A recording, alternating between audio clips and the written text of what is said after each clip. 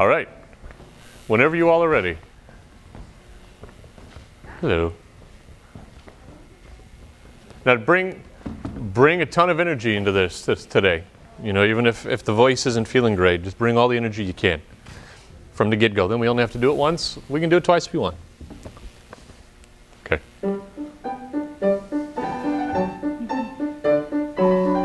I like that.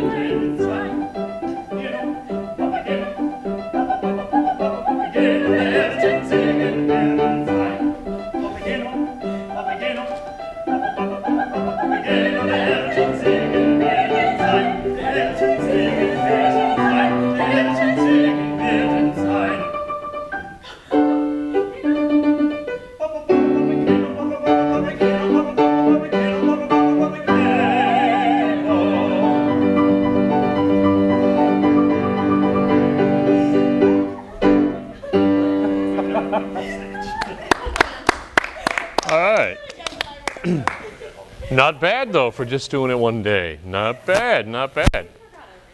You didn't forget everything. All right, what do we think? A couple of bits forgotten, but other than that, really good. Don't forget the kiosks. Yeah. What do we think of the turn at the very beginning? The half turn, the half turn. It's a little fast. Yeah, I think it's too fast to do it. Yeah, it's a little stilted. Yeah. Yeah, but great idea to try it out. And we tried it, but it just didn't work as well as we thought. So we'll can that. Yeah, thank you, Sarah. Yeah, you can't get out. It's the Hall of Mirrors. All right, what else do we think? Good things.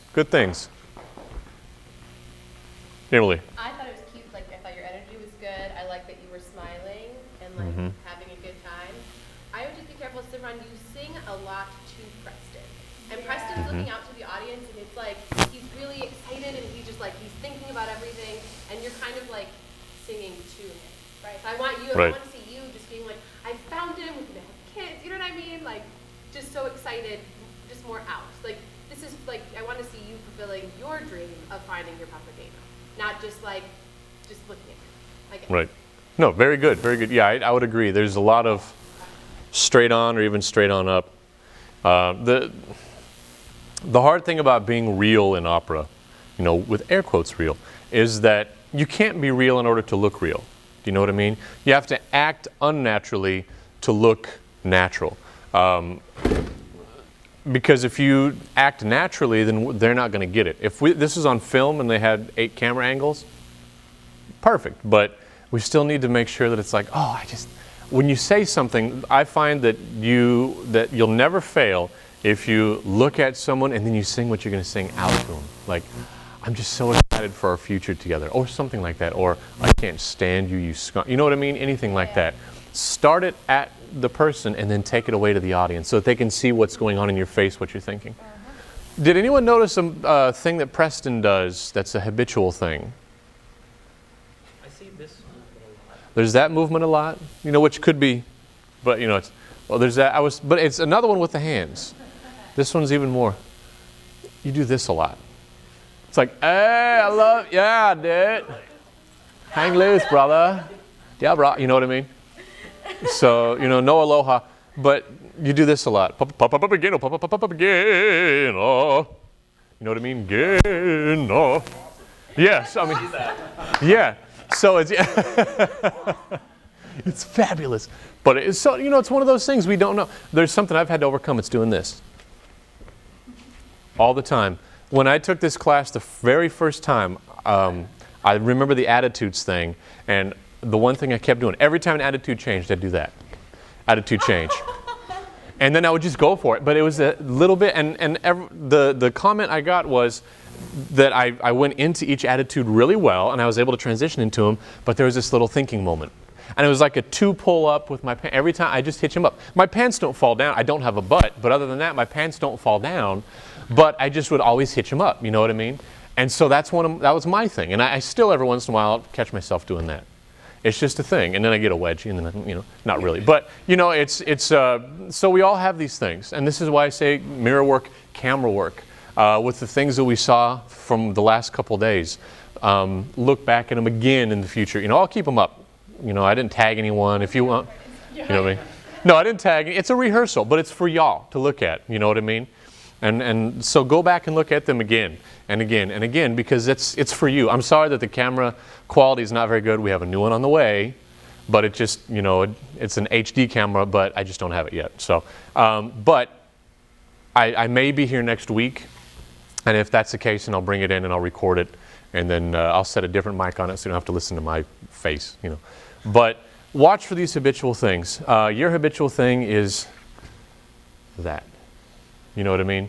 You know, it's sticking your cute little tushy out, and you know what I mean? And if you can use that to shake your tail feather because you're Papagena, but at the same time, if you do this too much, then people are going to think that this is how you walk around stage. I think you told me that every time I go in to talk to someone on stage, I move my crotch back. He's like, well, it's a good defense mechanism for life, but you know, it's do that on Kirkwood, but you know, it's no, that's right, yeah, and it's just your thing. There's another guy here who will remain nameless, but he did a degree, and he would always do this, like, I'm so excited, you know, and anytime he would sing, you know, he'd be singing this great stuff, but he'd have his big old butt sticking out, and the way it looked was legs and hips, and then like this thing hanging off that happened to be a torso, you know what I mean?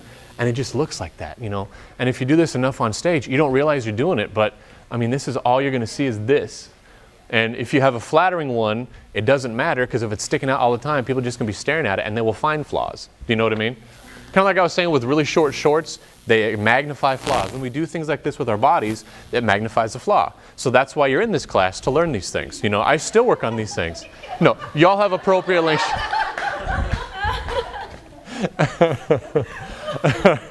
More reasons why I love y'all. This is good. Your shorts are appropriate. All right. But it's, I walked into that one, didn't I?